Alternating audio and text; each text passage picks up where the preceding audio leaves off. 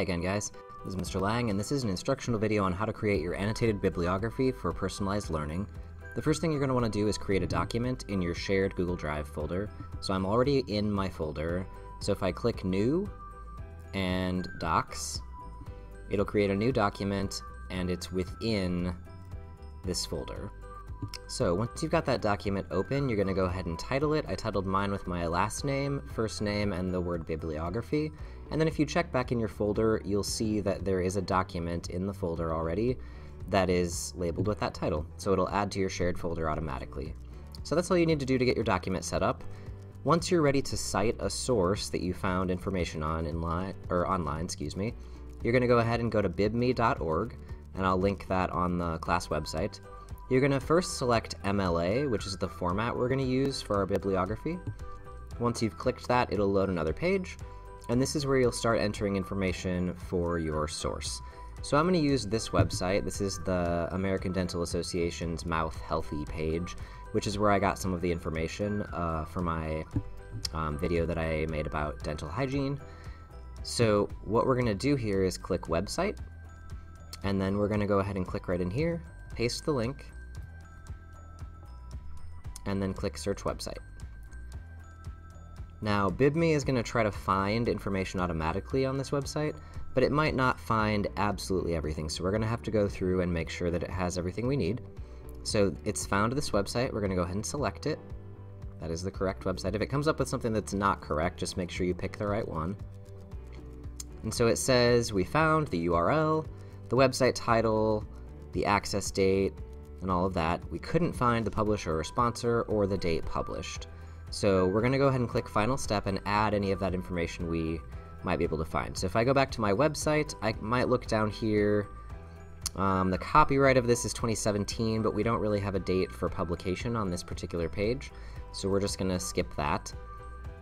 And then we also don't have an author listed, so we do know who the publisher is. It's the American Dental Association. So I'm going to type that in, and then I'm going to scroll down.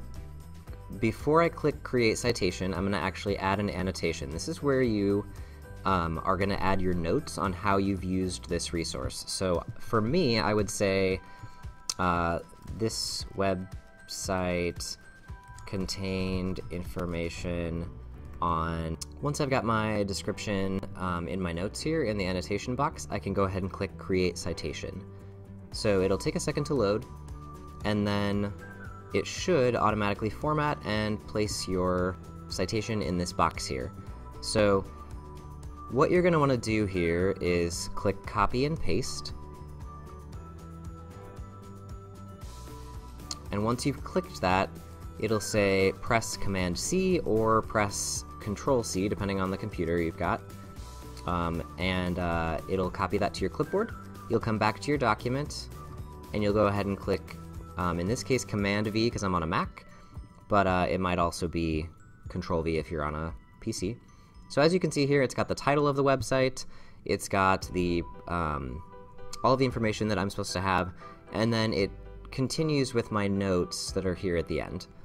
Now I'm going to go ahead and hit Enter here, and when I'm ready to make another citation, you can come back to BibMe, and let's say we wanted to cite this particular page that's about fluoride. We'd copy the link for that, and we'd repeat the process. Make sure you fill in any missing information if you can, and then make sure you add your annotation note at the end before you paste it into here. So as you can see here, this one did not find the title of the article, so we're going to just go ahead and put that in. It's actually just fluoride in water, so you can actually just copy and paste this, or you can retype it, but I'll put that right there.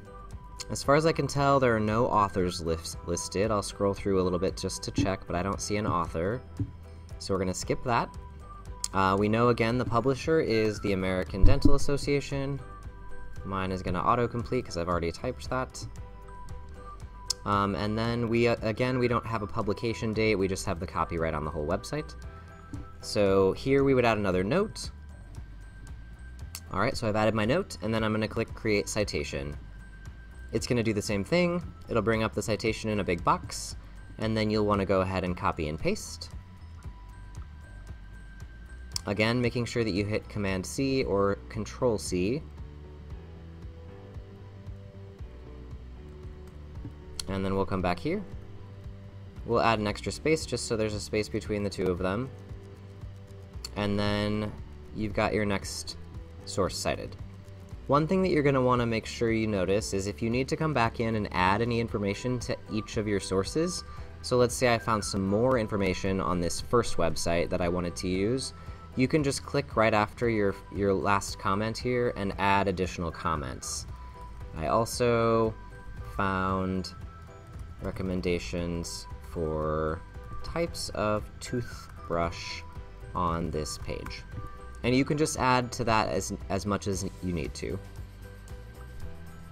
Typically an MLA bibliography page is going to have a title at the top of it, but for this project we're not going to worry about the title. We're also not going to double space your bibliography just because you're going to have quite a few websites and we want to try to stick to as few pages as possible. So that's how you create your bibliography and annotate it, and that should be all you need to know to get that document going. Make sure that you continue to update it throughout the quarter as you find more sources.